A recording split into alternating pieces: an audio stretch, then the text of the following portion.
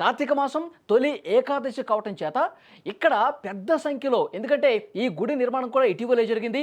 ఈ గుడి కూడా తొలి ఏకాదశి ఇది. మొదటి ఏకాదశి కావటంతో అక్కడ విపరీతంగా భక్తులు వచ్చినట్టుగా తెలుస్తోంది. ఇది జూలైలో ప్రారంభమైనటువంటి గుడి.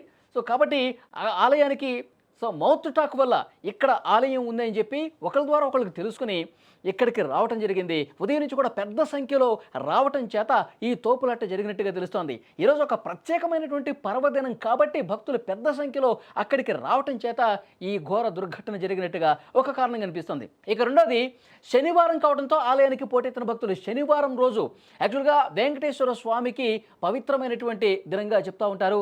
వెంకటేశ్వర స్వామి ఆలయాలకు శనివారం రోజు పెద్ద ఎత్తున పోటెత్తే పరిస్థితి కనిపిస్తోంది. కాబట్టి ఈరోజు ఏకాదశి కావటం, శనివారం కావడంతో వెంకటేశ్వర స్వామిని దర్శించుకుంటే మనకి పుణ్యం వస్తుందని చెప్పి పెద్ద సంఖ్యలో అక్కడికి చేరుకున్నటువంటి పరిస్థితి ఉంది. కాబట్టి ఇంత ఘోరమైనటువంటి దుర్ఘటన జరిగింది. ఇంకొక ముఖ్యమైనటువంటి కారణం ఏంటంటే అక్కడ పెద్ద సంఖ్యలో మహిళలు వచ్చారండి.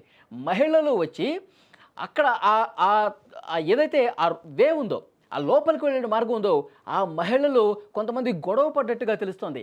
ఎందుకంటే ఆ మహిళల సంఖ్య పెరగటం చేత, భక్తుల సంఖ్య పెరగటం చేత ఆ క్యూ లైన్లో, రద్దీగా ఉన్న క్యూ లైన్లో గొడవ జరిగినట్టుగా తెలుస్తోంది.